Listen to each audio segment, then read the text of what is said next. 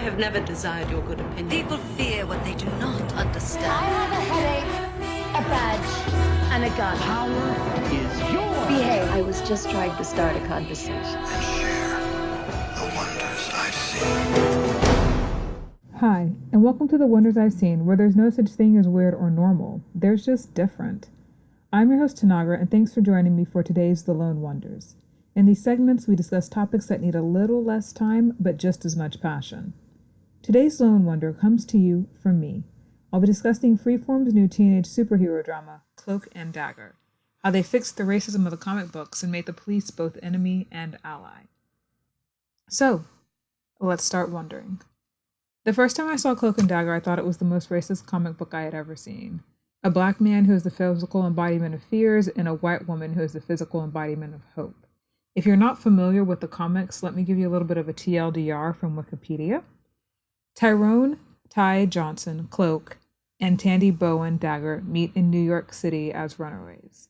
Tyrone is a 17-year-old boy from Boston, Massachusetts with a debilitating stutter and ran away from New York City when a speech impediment prevented him from stopping his friend from being shot by the police, who mistakenly believed he had just robbed a store.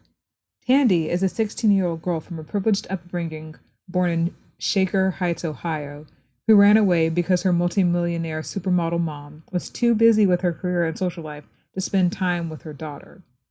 When they meet, Tyrone considers stealing Tandy's purse, but before he can, a thief steals it and Tyrone retrieves it for her. Afterwards, they have dinner and become fast friends. When naive Tandy accepts an offer of shelter from some strange men, wary Tyrone goes along to protect her. The two teens are soon forcibly delivered to a criminal chemist who's developing a new synthetic heroin and testing it on runaway teens with fatal results. Tandy and Tyrone somehow survive the injection of the drug, and during their escape, the drugs turn them into superpowered beings. So ultimately, if you're familiar with the X-Men, you know that some people are born with the latent X gene, and when something happens, either traumatic or some sort of chemical experiment, this is activated and their superpowers, they realize their superpowers. So basically that's where Cloak and Dagger fell on the mutant to science experiment scale, or rather, I guess, human to mutant scale. And how they get their powers, in all honesty, is really not that important in the original story. It just sort of gives an excuse for them to have their back powers. How they meet cast Tyrone in this sort of desperate black boy on the street stealing the purse from this misunderstood white teenage girl. And when you see the physical portrayals, how they're drawn and depicted in the comics, it's very problematic that Tyrone, the young black man, is fear, and Tandy, the blonde white woman, is hope. That's how they're shown. There's a history in literature of black, dark being evil. This goes to the idea of darkness being scary, the idea of people or things with darker skin being scary, the idea that dark means evil. And the same, therefore, can be said of light. So people who with white skin, lighter skin, are seen as good, better, pure, where dark, black is dirty. So that they cast them in these roles is automatically problematic. And I give credit to the writing cast of the Freeform show that they went through a lot of trouble to not perpetuate both those stereotypes and that dichotomy of black is bad, light is good, black is fear, white is hope. And a lot of it has to do with the reinvention, particularly of the character Tandy. And that sounds, it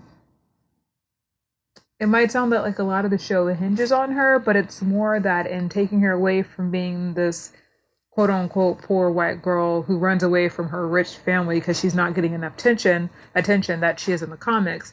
Instead, they make her, she's there when her father dies. In the TV show, she's a survivor of a car crash, the same car crash that her father died, after which her mother, who is addicted to painkillers, loses everything because the father died and they lost all of their money with his death, and it cast his name into a negative light. But also just because she's addicted to painkillers, so even then she can no longer keep up a job. She doesn't maintain one. And so Tandy is the daughter of a very, very broken home. Tyrone, you see the opposite. He has two loving parents. The way his brother dies is actually, he is not committing a crime. Instead, Tyrone decides that he wants to commit a crime, and his brother goes to stop him. And in the accident that causes the death of Tandy's father, it's the same accident that surprises the cop who is chasing after Tyrone and his brother, who's trying to stop him from committing a crime. The cop gets scared, kills Tyrone's brother, and therefore Tyrone blames himself, and rightly so, for the death of his brother. But when you meet him years later, he's the star basketball player at his school. He's talking to a cute cheerleader, which I appreciate the fact that she was Black. And he has very loving parents. So his burden is loving parents who are the same way any other parent is for their child. But they add on the extra fear of what it means to be a Black parent. And I think it's really well done, because there's a moment where Tyrone's saying, like, no matter what I do, you think I'm gonna end up like my brother, you think I'm gonna end up on the street. And she's like, no. And his mom's like, no matter what you do, I'm worried that they'll still get to you, that it won't make a difference. That's my fear. And I appreciate the fact that the writers have really put in effort of showing what it means to be a young Black man in our current system and in our current political and social climate, that they placed the TV show in New Orleans, known as Chocolate City, that has such a large Black population currently and historically, is also really important.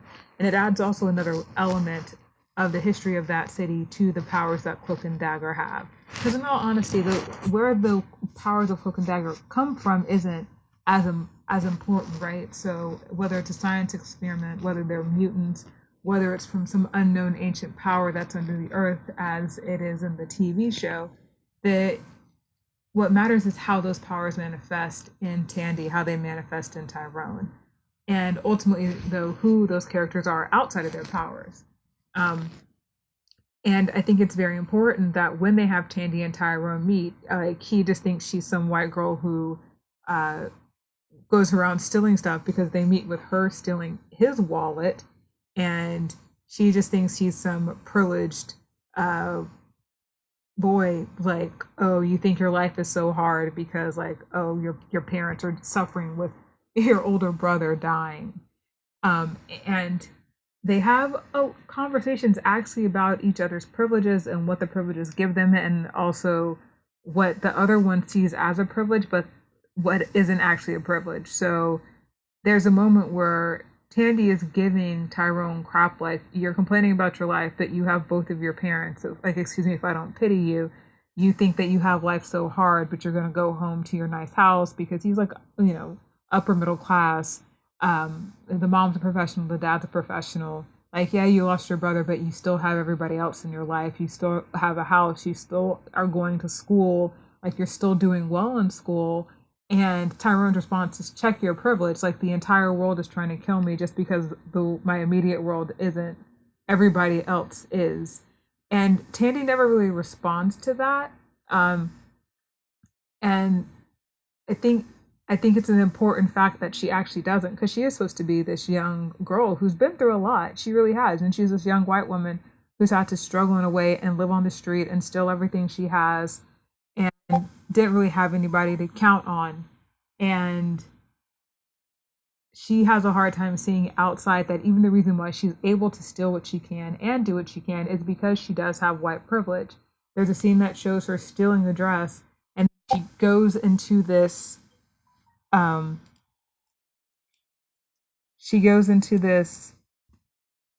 club, and at the club she makes eyes basically with this other wealthy kid, and he sees her, so she goes home, she drugs him, and then steals all of his stuff. She probably could have done that if she was any other ethnicity. She wouldn't have gotten away with it. The police would have probably suspected her a lot sooner, so would the guy. but because she's this young blonde white woman, and very much so, like with them choosing that she is very, very blonde. I mean, it looks good on the actress, but it's an important physical trait of the character, that she's even able to do what she does, that she's even able to successfully live as a criminal, and that if Tyrone was in that same position, would he have been able to survive so long under the radar without attracting attention? And this question actually does come up in the end when they're going after the cop who kills Tyrone's brother. And ultimately what the cop does is just list Tyrone as this black kid who's on the street who killed a cop, and immediately the cops show up at the house. And even though Tandy doesn't respond to that, we as the viewers, even though Tandy doesn't respond when Tyrone says you need to check your privilege, the entire world is trying to kill me, we have his mother saying that, we have Tyrone saying that, we have Tandy not telling him that he's wrong, but not quite willing to admit that he's also right. And then at the end, it's like, did you doubt what he said? Well, now this corrupt cop, who killed one of the good cops who was actually trying to help Tyrone, just simply list him as a black boy who killed a cop, and all of a sudden the cops are surrounding his parents' house, and now Tyrone is a fugitive and on the run, and his entire bright future is taken away from him. And I think it's important that it's done not just by one cop, but by the majority cops. I like the fact that they have his ally be these two really good cops, and one of the good cops ends up murdered by a fellow officer, and just sort of this reminder that, like, yeah, there are good cops, but even for them it's a struggle, because even when they fight against the system, they're putting their lives on the line the same way, in all honesty, a lot of us are, because a bad cop has a lot of power. And there are more bad cops than good cops. And I appreciate them not trying to make like, oh, the cops are good. Oh, but the cops in this city, they're on your side. Oh, there's this one bad cop who, like, you can't trust him. It's like, no, they're mostly corrupt. And if you find those two good ones, you better hope that they stay alive long enough to help you and to make a difference in their community. And at the end of the season, we've watched one cop be killed. We've watched the second cop being the victim of attempted murder. And you're left with this one good cop, and you're like, where the crap does it leave these kids? Like, yeah, okay, Tandy can go back home now, but Tyrone is still on the run, and the cop who accused him is gone, and the cop who knows that he didn't do this is thought to be dead. So where does that leave the future of this young black man? I like the fact that the show really tries to address this and address these issues and what teens are facing now. It doesn't shy away from the fact that they're sexually active. It doesn't shy away from the fact that they don't just get to deal with going to school anymore and trying to get good grades. It doesn't really rest on that. Tandy actually has an addiction to drugs, which I think is, to prescription drugs specifically, which I think is very both accurate and necessary, a part of the character. Like, she has her own demons to overcome, and Tyrone doesn't have any addictions, but emotionally he's sort of stunted due to the death of his brother, and still trying to live up to the expectations of his family and the memory of his brother. And at the same time, while he's striving to be this beacon of all that is good, ultimately he's still just a young black boy in the States who is dealing with, the world trying to kill him. So I'm excited to see where this show goes. I was really, really wary about it being adapted to television because I did find the comic book so problematic. I do like the fact that they've fleshed out these characters a lot more, that they've taken their skills, their gifts, the use of hopes and fears that both of them respectively control Tandy and Tyrone, and they've made him into something a little bit different. Like, yes, he can access people's fears, but what does he do that? Yes, she can access people's hopes, but what do they do with it? And that's what makes them the villain. That's what makes them the hero. It's not just that she's the white, bright beacon of angelic hope and he's the dark black man to be feared. It's more like they are complete characters, and what do they do when they have these powers, and who are they without them? So I've been enjoying the show. I'm looking forward to season 2. currently the young lady who played Tandy won an award, so congrats to her because she was great. Olivia Holt. And yeah, we'll see how season 2 goes. Hopefully they can keep it going well. The character Venom showed up. It was a nice little nod to the Marvel television universe, and that she's the ex-colleague of Misty in New York. And now she is a cop with her own superpower. So I'm hoping maybe they'll get into what it's like to be a woman on the force as well, and where that puts her. Because it's also I think it was very telling that rather than kill her, they killed her lover as sort of a warning to her. Like it was more of a statement to kill somebody she cared about than her. And that also they chose to have him literally fridged, and also figuratively, in that his main purpose was that he helped her character development. And so I appreciated that nod to the comic book conventions, but also turning it on its head, and the fact that it's the female officer who now bears the burden of helping these potential heroes make the city great. So yeah, so we'll see how Cloak and Dagger progresses. That's all the wonders I have to share with you today. I hope you enjoyed this lone wonder. It was a little bit rambling, but I had a lot of thoughts on this show. To continue the discussion, you can find me on Twitter at Tanagra, GGNOC. Then you can find us on Anchor and RadioPublic for all you Android users, and on iTunes and Overcast for you iThings users. You can also listen to us while watching some awesome videos on YouTube. So leave us a message. Thanks for joining. Make choices and don't frolic up.